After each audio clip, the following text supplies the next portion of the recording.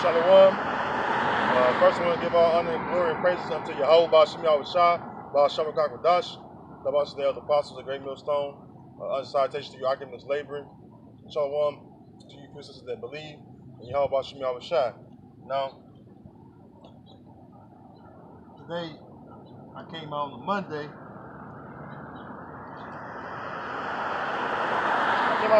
Monday today because I had to go bury a loved one this weekend, so I was going pretty much most of this ending of this week just passed. So Salakia. But today is the 2nd of August, 2021. I'm gonna go right into prophecy. What's heavy on my spirit is so I've actually been going back into history and getting a lot of that history.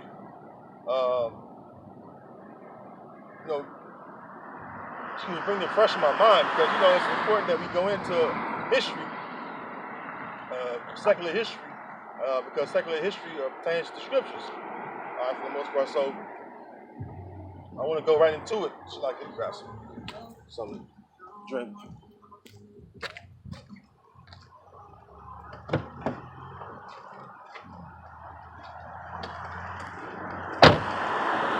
So yeah, what I was saying was secular history is in the scriptures, and you have some, you may have some detailed accounts like Josephus, but for the most part, the overall the empires that major empires that stood are in the scriptures. So I've been kind of going back into that Roman history, because the Roman history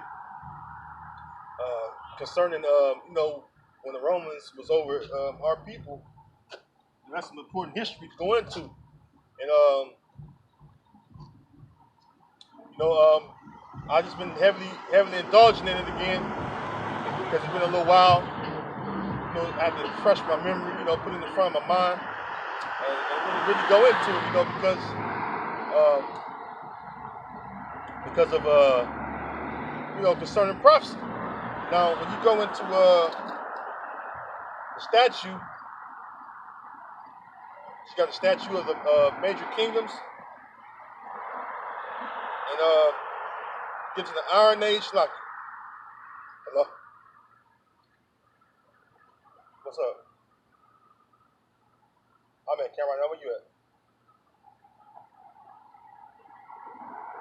Yeah, no, when I'm done, you can. Yeah, I mean, it don't matter. I'll be up still. When I'm done, I'll come straight to you. Or you want to come to my crib? I'll do it at my crib. It don't matter. It don't matter to me because you're one before.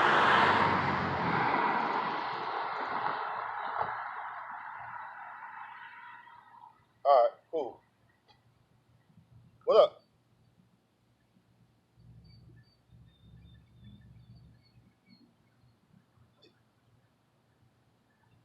Yeah, of course. Yeah, I'm interested. I'm done. Okay, cool. It's not. It's like my second job never stopped. I'm off work. You can call it. It's like I don't want to take away. I let them know when I'm in camp, man. I'm in camp, so they always, when we gonna be done? I don't know, but I get to them done. That's kind of how it goes. But anyways, so I been getting back into the Roman history. Like I was saying before I was interrupted. Going to the statues, right? Going into the statues, you have the statue of the gold head, the silver midsection, and the brass lower section, and iron legs and iron clay.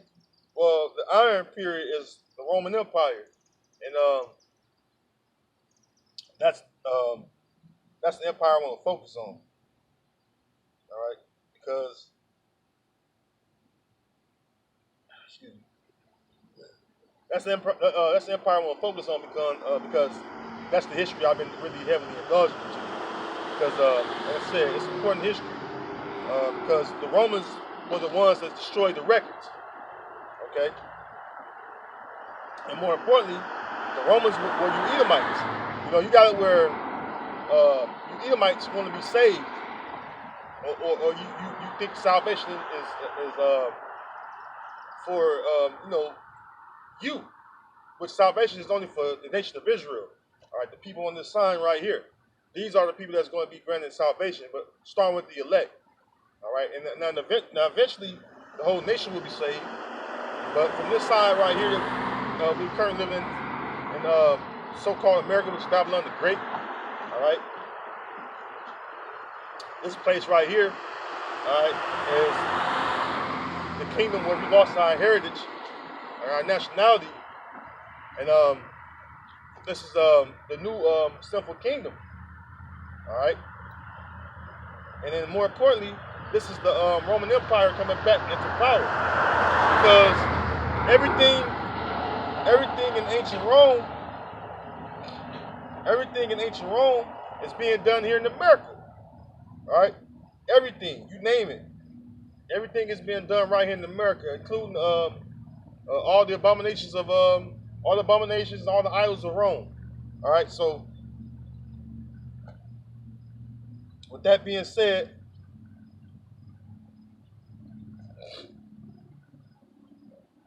let me start off with Ecclesiastes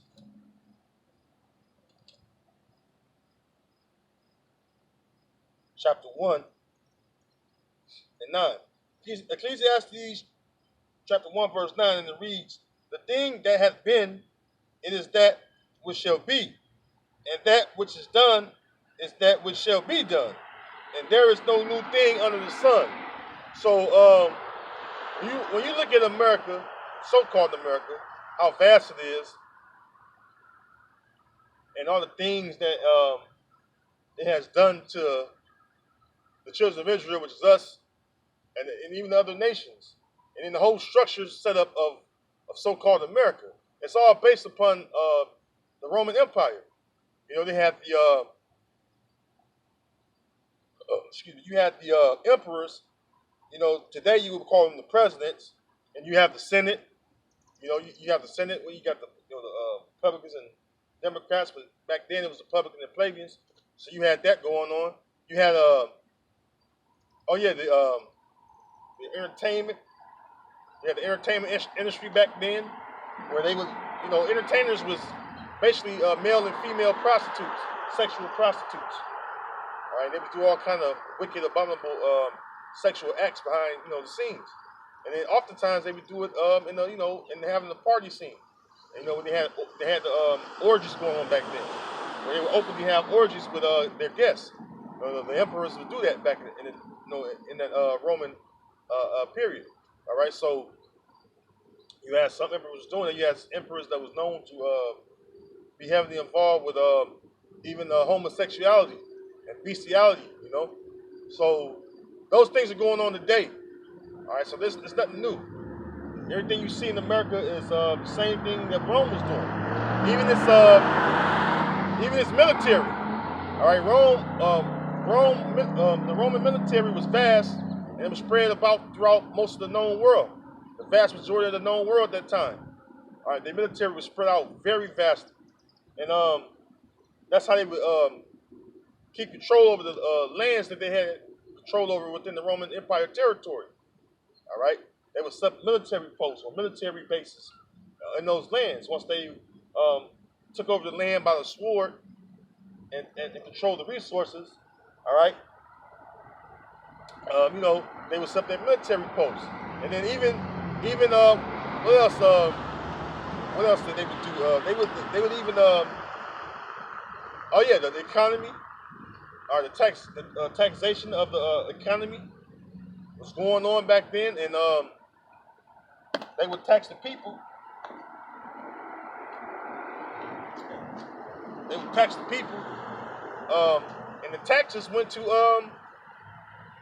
mainly towards the emperor, and he would put heavy sums of money into the military to assure dominance over the known world. So he would heavily, or they would heavily put, the taxation money into the military to keep the military pleased and happy, and willing to go to war and battle with anybody that tried to defy the Roman authority. Okay, so that's the same thing that happens with so-called America. America does the same thing. Actually, I could bring that out. I was thinking about that later on, but I actually did bring out Micah real quick. So this is because they was doing that back in those times when they was the Greeks and Romans. A lot of the Roman fashion was based off of Greek fashion, Greek culture. Because they was the same people. They both Edomites. All right, both empires was ruled by Edomites until you had Jake come into the Roman Empire when it became the holy holy Christian era of the Roman Empire. I'm sorry. So yeah, let's get that though, Micah. I'm gonna get that. Yeah, Micah 2:1 it says, "Woe to them that devise iniquity and work evil upon their beds. When the morning is light, they practice it because it is in the power of their hand. And they covet fields and take them by violence, and houses and take them away. So they oppress a man and his house, even a man and his heritage." And that's when they was doing when they was the Greeks and the Romans. And the Greeks basically transferred into the Roman Empire. It's called the Greco-Roman Empire. Some scholars call it.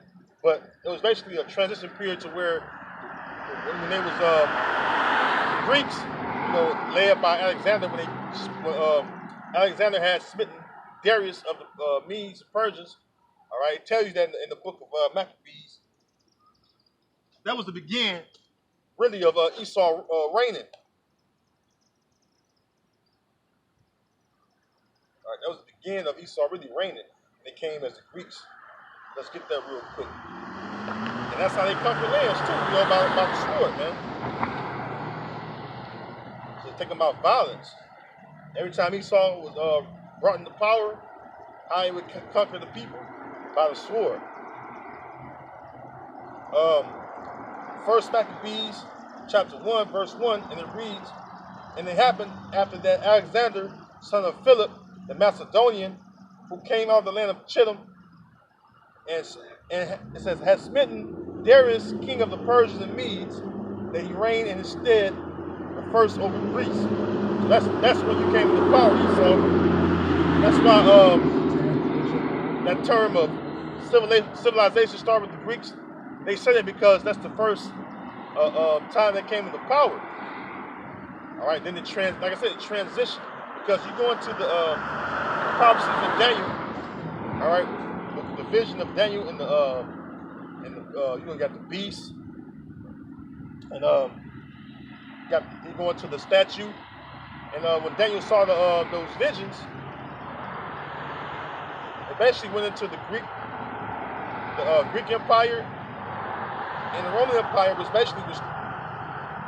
like I said, it was the same people. You had the brass, it's the Grecian Empire, and you have the Roman Empire. It's just basically transition because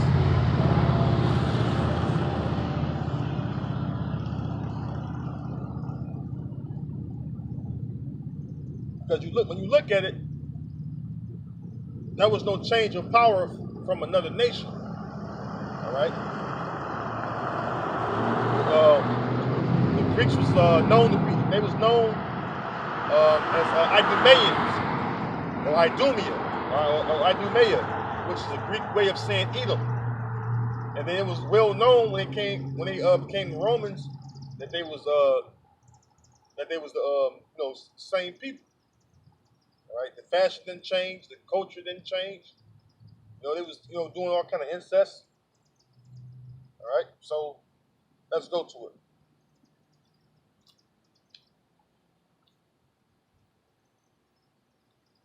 none of that stuff changed, man. They was doing the same thing. It wasn't no change of nation ruling.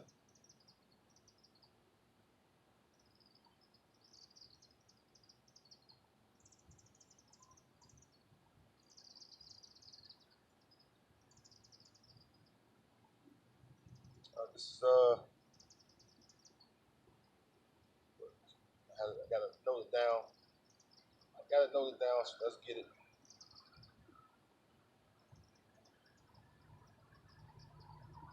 Let's pull it up. Bear me 1 second as I pull this up.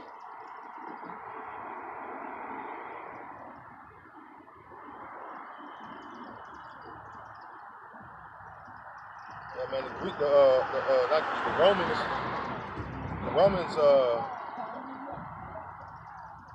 the Roman Empire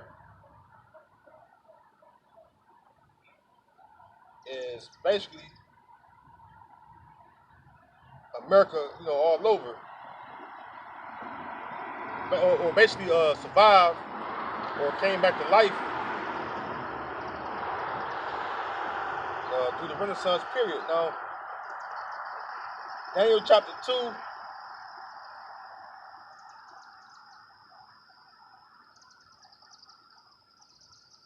going to start at 39.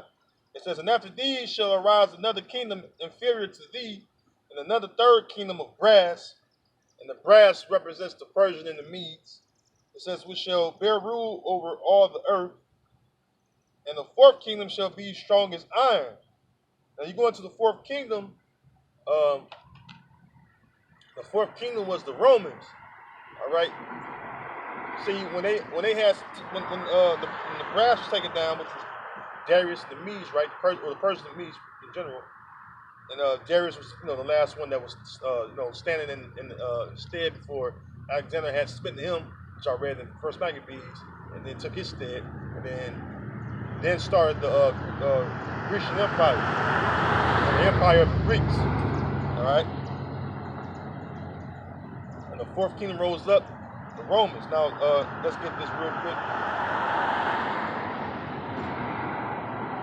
We hold some on deck.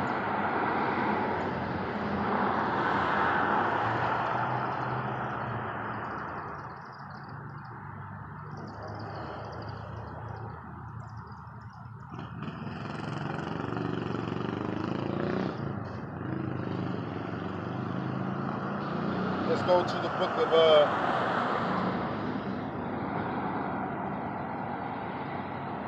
I'm gonna hold that real quick. Daniel 2:40 says, the fourth kingdom shall be strong as iron, for as much as iron breaketh in pieces and subdueth all things, and as iron that breaketh all these shall it break in pieces and bruise. So verse 41. So basically, the Romans, when they took over the earth, or the known world at the time, they took over most of the known world, and they set up strong military posts, even in Jerusalem.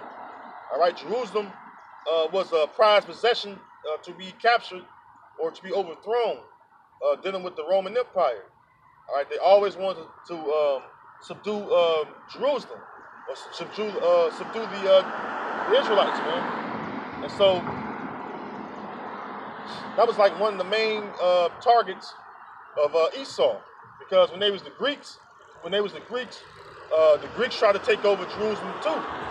You had Judas and the Maccabees, all right, and they fought against the Edomites when they was the Greeks, all right. You had Judas, man, that led the charge against the Greeks, man. You have it's like you have the Romans, all right. The Romans, during the time of the Romans, they were actually successful at destroying Jerusalem. More importantly, the temple. When they had broke down all the city walls, they actually entered into the temple and destroyed it. All right, which I'm going to get that as well. This is Daniel 7 and verse 6. It says,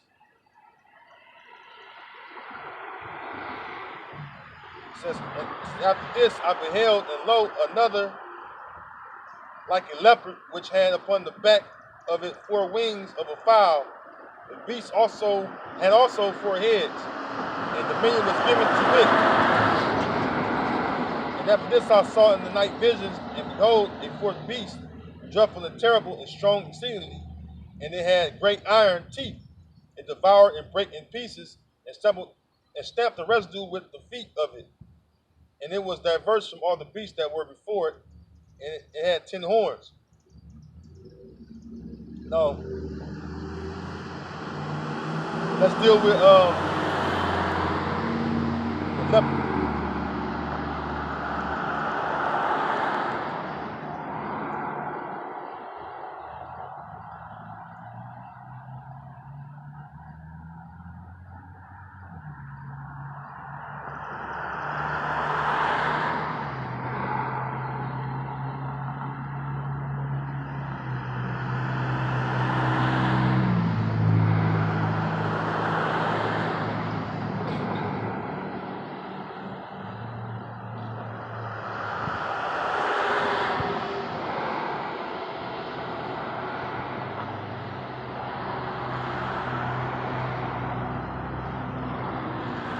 I'm a Slocky. I went to the wrong precept. That's the precept I wanted to grab. Slocky. I knew I was wrong. I knew it was the wrong precept. I want to go to the rough goat, and I went to the wrong chapter. I went to 7. I went to 8. Slocky. Bear with me 1 second. I got my notes down, but I jumped ahead of myself, and that was the wrong chapter I turned to. Slocky. Daniel 8 and 21. Now I was going to Alexander when he split Darius. I want to finish that point. Daniel 8 and 21, and it reads, let me see. I think it go up a little bit. I was in the wrong chapter, Shalaki.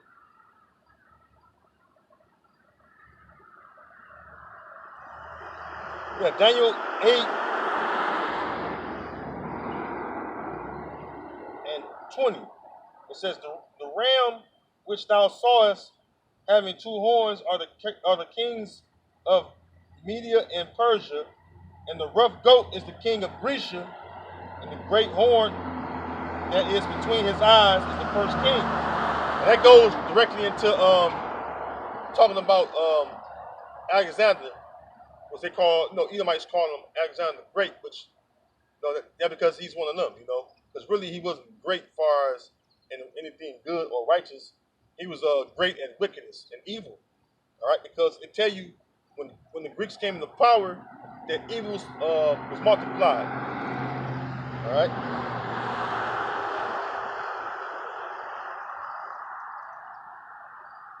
It tell you that. All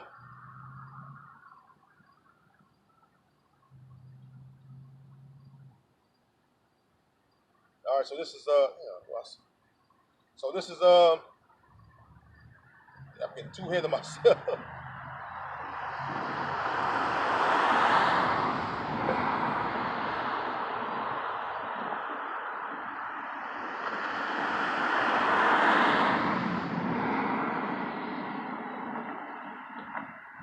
getting ahead of myself.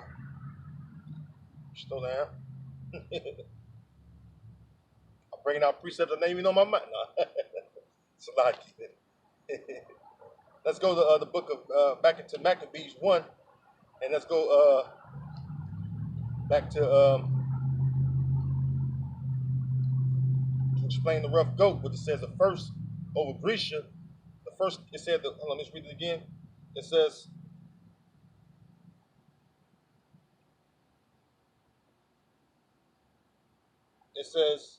and the Daniel 8:21, and the rough goat is the king of Grecia, and the great horn that is between his eyes is the first king. So again, let's read First Maccabees 1 and 1 again. It says, and it happened after that Alexander, son of Philip, the Macedonian, who came out of the land of Chittim, had smitten Darius king of the Persians and Medes, that he reigned instead the first over Greece. So Alexander was the first king of Greece, and that's who the rough goat was. All right. Alexander came into power and he reigned for about 12 years. I believe he only reigned 12 years. And then he died of, some say syphilis. Those scholars believe it was syphilis, but he fell ill and died. All right. And then he was heavy into homosexuality as well. And they hate when you bring it out about Alexander, because Edomites get heavily into abominable acts like homosexuality, man. All right, and they was doing that as Greeks and Romans, man. All right, now let's jump down to 7. It says, verse 7. So Alexander reigned 12 years and then died. Well, hold on. Matter of fact, let's read down. Yeah, verse 2. It says the first over Greece, and made many wars and won many strongholds, and slew the kings of the earth, and went through to the ends of the earth, and took spoils of many nations, insomuch that the earth was quiet before him, whereupon he was exalted, and his heart was lifted up. And he gathered a mighty strong host, a strong army, army. It says, and ruled over countries and nations and kings, who became tributaries unto him. And after these things he fell sick, and perceived that he should die. Wherefore he called his servants, such as were honorable, and had been brought up with him from his youth, and parted his kingdom among them, while he was yet alive. So Alexander reigned 12 years, and then died. And his servants bare rule, every one in his place. And after his death, they all put crowns upon themselves. So did their sons after them many years, and evils were multiplied in the earth. So that's what happened. So you had it where Esau took over after smiting the Persians and Medes. All right, and then the rough goat, the first king of Greek was Alexander. All right, so that linked up with I had read in Daniel 2nd chapter. All right, now let's go. Let's go.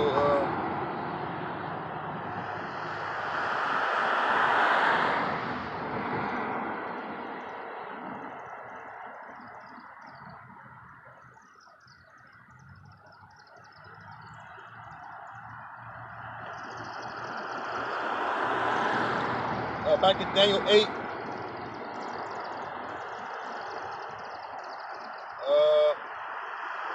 fact, 1 second. Back in Daniel,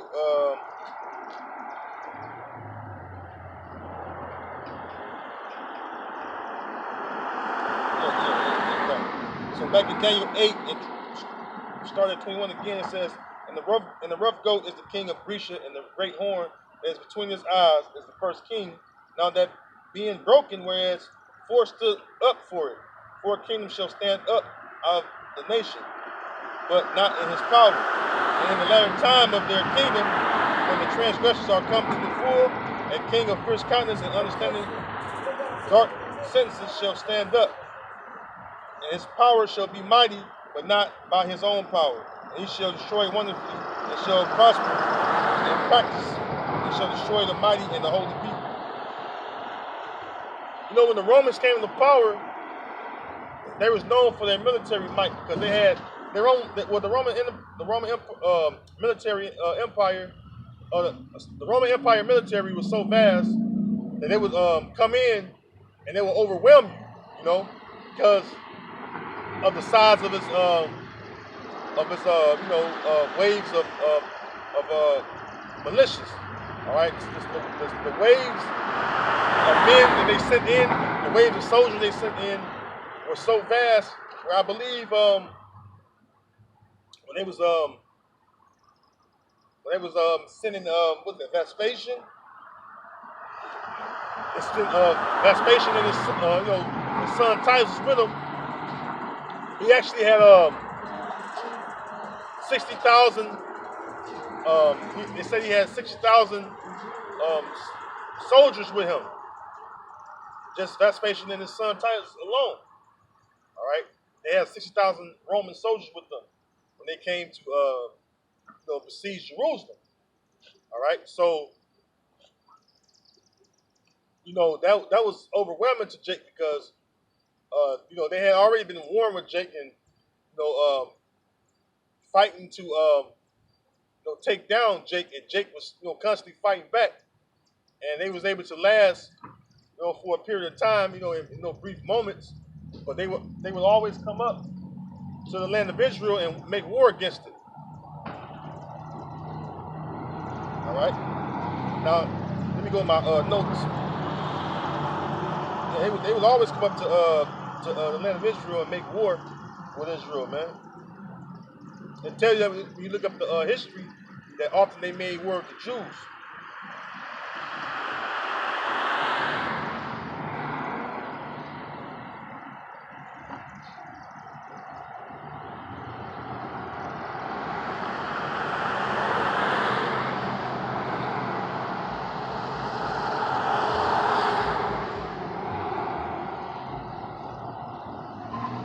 That was always, for the most part,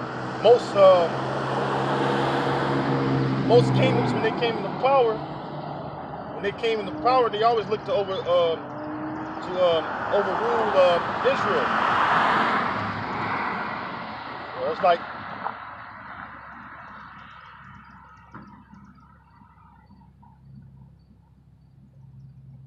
It's like a thing with these heathen, man. And then Jacob be going off as well. The Most High getting ready to bring up the heathen against us, because that's how it happened. When we would have our iniquities, so high, and we would sin against the Most High, He would send our enemies against us. That's how it's always been among Israel, man.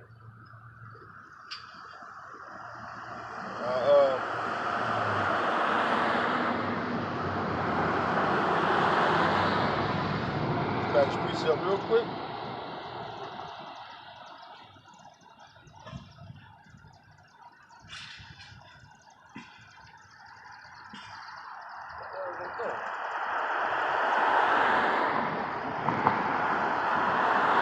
Bear with me, I got here a little late too. Get back to work and all that, man. It's busy, man. It's busy. This past week just been busy. Weekend, everything.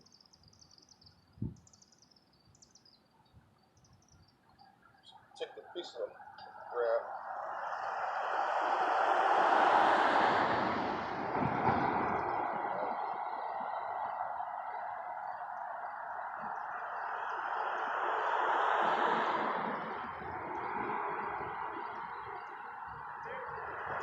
It says,